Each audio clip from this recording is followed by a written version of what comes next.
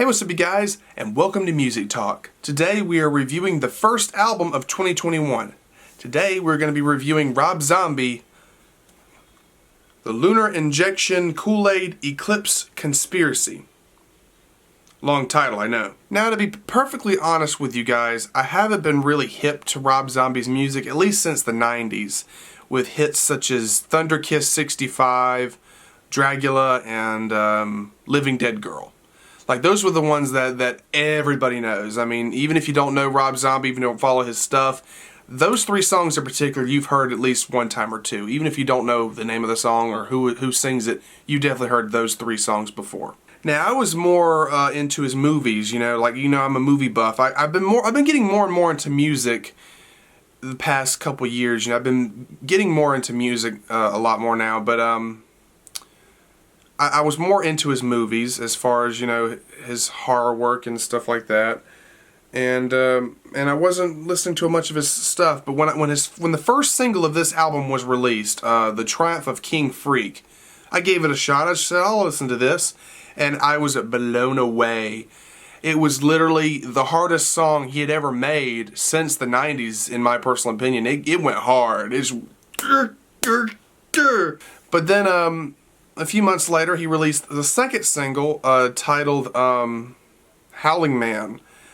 And again, I was super excited. Another great track. It gave me Motley Crue vibes, girls, girls, girls vibes. And I was like, this is going to be a good album. So I was like, you know what? At this point, I'm going to have to review this album for my channel, just because those two tracks alone just made me go, yes! Yes! Now, as far as this entire album as a whole, it's really good. Now, the songs that really stood out, in my opinion, the ones that just really made me go, yes, was track 3, The Ballad of Sleazy Rider, track 5, Shadow of the Cemetery Man, track 7, 18th Century Cannibals. I'm not even going to try and read that, that's a long title. Track 9, The Much Talked of Metamorphosis, which doesn't even have lyrics, it's just guitar. It's just acoustic, but it's really good. And Get Loose. But every song on this album is very good in their own way, but especially 18th Century Cannibals.